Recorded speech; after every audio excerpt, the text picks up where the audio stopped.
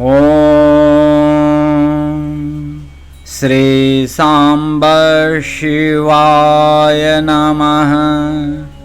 ओम श्री गणेशाय नमः। श्री शिव महापुराण द्वितीयायां रुद्र संहितायां चतुर्थः कुमारखंडः अथ प्रथमोऽध्यायः। पहला अध्याय कैलाश पर भगवान शिव एवं पार्वती का विहार। वंदे वंदन तुष्ट मानसमति प्रेम प्रियं प्रेमदं पूर्णं पूर्णकरं प्रपूर्ण निखिलेश्वर्येकवासं शिवं सत्यं सत्यमयं त्रिसत्य विभवं सत्यप्रियं सत्यदं विष्णु ब्रह्मनुतं स्वकीय कृपयोपात्ताकृतिं शंकरम्। वंदना करने से जिनका मन प्रसन्न हो जाता है, जिन्हें प्रेम अत्यंत प्रिय है, जो सबको प्रेम प्रदान करने वाले हैं, स्वयं पूर्ण हैं, दूसरों की अभिलाषा को भी पूर्ण करते हैं, संपूर्ण संसिद्ध ऐश्वर्य के एकमात्र स्थान हैं, स्वयं सत्य स्वरूप हैं, सत्यमय हैं, जिनका सत्तात्मक ऐश्वर्य त्रिकाला बाधित है, जो सत्य प्रिय एवं सबको सत्य प्रदान करने वाले हैं, ब्रह्मा विष्णु जिनकी वंदना करते हैं और जो अपनी कृपा से ही विग्रह धारण करते हैं, ऐसे नित्य शिव की हम वंदना करते हैं। नारद जी बोले, हे ब्रह्मन, लोक कल्याणकारी शंकर ने पार्वती से विवाह करने के पश्चात कैलाश जाकर क्या किया, उस वृत्तांत को हमें सुनाइए। जिस पुत्र के निमित्त आत्माराम होते हुए भी उन्होंने पार्वती से विवाह किया, उन परमात्मा शिव को किस प्रकार पुत्र उत्पन्न हुआ। देवताओं का कल्याण करने वाले हे ब्रह्मन, तारकासुर का वध किस प्रकार हुआ, मेरे ऊपर कृपा कर यह सारी बात विस्तार से कहिए। सूत जी बोले, नारद के इस प्रकार के वचन को सुनकर प्रजापति ब्रह्मा जी ने शिव जी का स्मरण कर प्रसन्न मन से कहा। ब्रह्मा जी बोले, हे नारद, चंद्रशेखर भगवान शिव जी के चरित्र को बताता हूँ, आप सुने। मैं कार्तिकेय की उत्पत्ति की दिव्य कथा तथा उनके द्वारा किए गए तारकासुर के वध का वृत्तांत भी कहता हूँ। मैं जिस कथा को कह रहा हूँ उसे सुनिए। वह कथा समस्त पापों को विनष्ट करने वाली है, जिसे सुनकर निश्चय ही मनुष्य सभी प्रकार के पापों से मुक्त हो जाता है। यह आख्यान पाप रहित, गोपनीय, परम अद्भुत, पाप संताप को दूर करने वाला तथा सभी प्रकार के विघ्नों को विनष्ट करने वाला है। यह सभी प्रकार के मंगलों का दाता, पुराणों का सारभूत अंश तथा सबके कानों को सुख प्रदान करने वाला, आनंद को बढ़ाने वाला, मोक्ष का बीज और कर्म मूल का विनाश करने वाला है। शिवजी शिवा से विवाह कर कैलाश पर आकर अत्यंत शोभित हुए और देवगणों के कार्य साधन का विचार करने लगे। उन्होंने तारकासुर के द्वारा दी गई अपने भक्त जनों को पीड़ा के विषय में भी विचार किया। इधर शिवजी जब कैलाश पर पहुंचे, तब उनके गण प्रसन्न होकर उनको नानाविध सुख प्रदान करने लगे। शिवजी के कैलाश पहुंचते ही महान उत्सव होने लगा। सब देवगण प्रसन्न मन होकर अपने अपने स्थान को चले गए। इसके बाद महादेव सदाशिव गिरी कन्या शिवा को साथ लेकर महादिव्य, मनोहर एवं निर्जन स्थान में चले गए। वहां उन्होंने रति को बढ़ाने वाली शैया का निर्माण कर उसे पुष्प तथा चंदन से सुशोभित किया। उस अद्भुत मनोहर शैया के समीप नाना प्रकार की भोग सामग्री भी स्थापित कर दी। उसी शैया पर मान देने वाले भगवान शंभु पार्वती के साथ देवताओं के वर्ष परिमाण के अनुसार 1000 वर्ष तक विहार करते रहे। भगवती पार्वती के अंग के स्पर्श मात्र से भगवान सदाशिव लीला पूर्वक मूर्छित हो गए। भगवती पार्वती भी भगवान शिव के स्पर्श से मूर्छित हो गईं। इस प्रकार उन्हें दिन रात का ज्ञान नहीं रहा। हे अनघ, लोक धर्म का प्रवर्तन करने वाले शिवजी के भोग में प्रवृत्त होने पर उन दोनों का लंबा समय भी क्षण मात्र के समान बीत गया। हे तात, तब एक समय इंद्रादि सब देवता मेरु पर्वत पर एकत्र होकर विचार करने लगे। देवता बोले, यद्यपि शिव योगेश्वर निर्विकार आत्माराम तथा माया रहित हैं, फिर भी हम लोगों के कल्याण के लिए भगवान शंकर ने विवाह किया है, किंतु अब तक इनको कोई पुत्र नहीं हुआ। इसका कारण ज्ञात नहीं हो पा रहा है। वे भगवान देवेश्वर विलंब क्यों कर रहे हैं? ब्रह्मा जी बोले, इसी बीच देव दर्शन नारद से देवताओं ने शिवा और शिव के परिमित भोग काल को जाना। तब उनके भोग काल को दीर्घकालीन जानकर देवता बड़े चिंतित हुए। फिर मुझ ब्रह्मा को आगे करके वे विष्णु के समीप गए। मैंने नारायण को प्रणाम कर सारा अभिष्ट वृत्तांत उनसे निवेदित किया।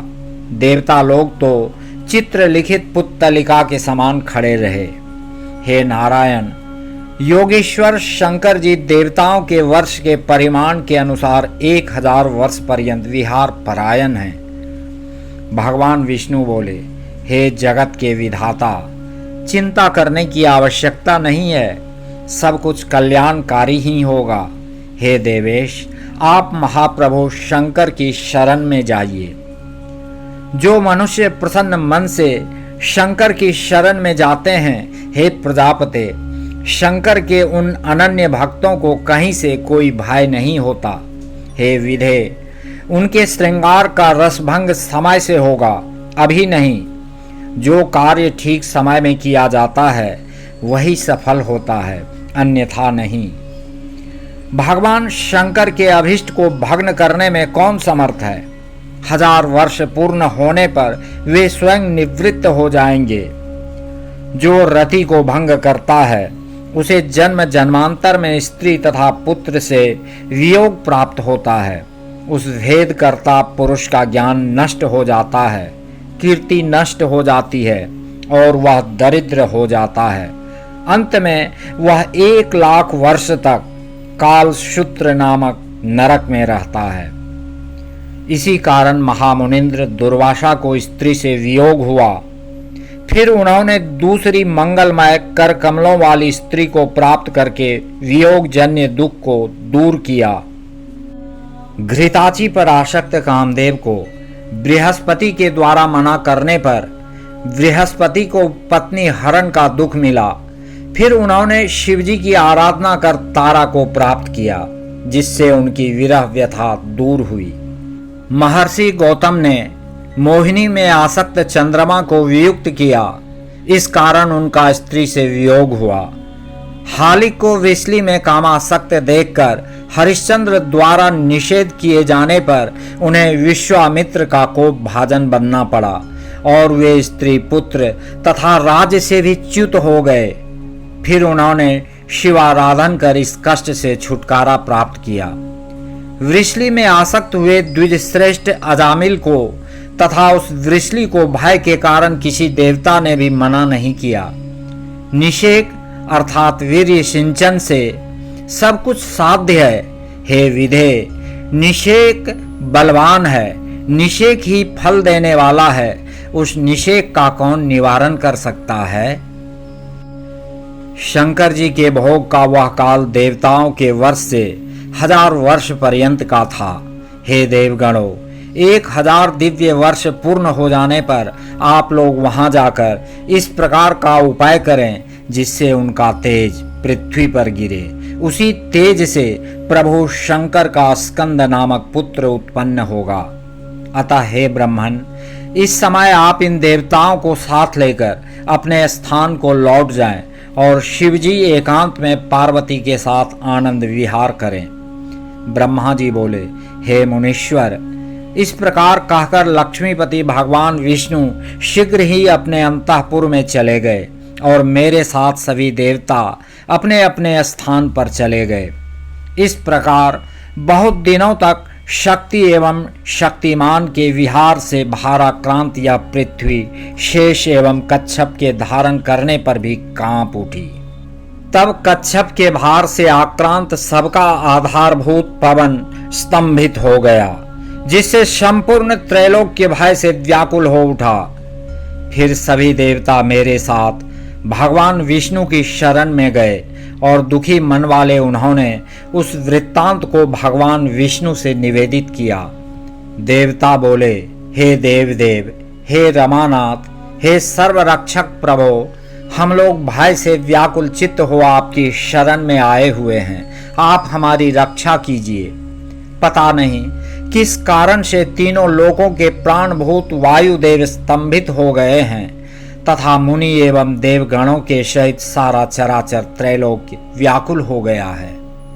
ब्रह्मा जी बोले, हे मुनीश्वर, मेरे साथ गए हुए समस्त देवगण ऐसा कहकर मौन, दुखी तथा दीन होकर भगवान विष्णु जी के आगे खड़े हो गए। इस बात को सुनकर हमें तथा सभी देवताओं को अपने साथ लेकर भगवान विष्णु बड़ी शीघ्रता से शिव के प्रिय कैलाश पर्वत पर गए। सुरवल्लभ भगवान विष्णु मुझ ब्रह्मा तथा उन देवताओं के साथ कैलाश पहुंचकर भगवान शिव के दर्शन करने की इच्छा से शिवजी के श्रेष्ठ स्थान पर गए, किंतु वहां शिवजी को न देखकर देवताओं सहित भगवान विष्णु आश्चर्य में पड़ गए। फिर उन्होंने वहां पर स्थित महेश्वर के गणों से विनय पूर्वक पूछा।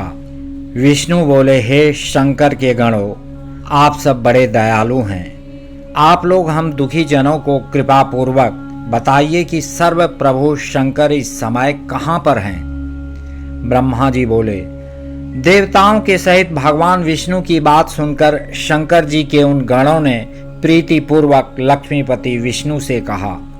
शिवगण बोले, हे हरे, जो संपूर्ण वृत्तांत है ब्रह्मा और देवताओं के साथ उसे आप सुनिए। भगवान शिव में प्रेम के कारण हम यथार्थ रूप में कहते हैं। विविध प्रकार की लीलाओं में पारंगत देवाधिदेव महादेव शिव हम लोगों को यहाँ स्थापित करके अत्यंत स्नेह पूर्वक भगवती पार्वती के आवास स्थान पर गए। हे लक्ष्मीपति, उस गुहा के भीतर उन्हें बहुत वर्ष व्यतीत हो गए हैं। वहाँ महेश्वर शंभु क्या कर रहे हैं इस बात को हम नहीं जानते हैं। ब्रह्मा जी बोले, हे मुनि श्रेष्ठ, उनकी बातों को सुनकर मेरे तथा देवगणों के साथ विष्णु आश्चर्यचकित हो गए और शिवजी के द्वार पर गए। हे मुनि श्रेष्ठ, वहां देवताओं एवं मुझ ब्रह्मा के साथ जाकर देवताओं के प्रिय भगवान श्री हरि ने ऊंचे स्वर में आर्तवाणी से अत्यंत प्रेम पूर्वक वहां स्थित सर्वलोकेश्वर भगवान शिव की स्तुति की। विष्णु बोले, हे महादेव, हे परमेश्वर, आप गुहा के भीतर क्या कर रहे हैं? तारकासुर से पीड़ित आपकी शरण में आए हुए हम सभी देवताओं की रक्षा कीजिए। हे मुनीश्वर, इस प्रकार मुझ ब्रह्मा तथा देवताओं के सहित विष्णु ने शिव की अनेक प्रकार से स्तुति की। उस समय तारकासुर से पीड़ित देवताओं सहित श्री हरि अत्यंत विलाप करके रोने लगे।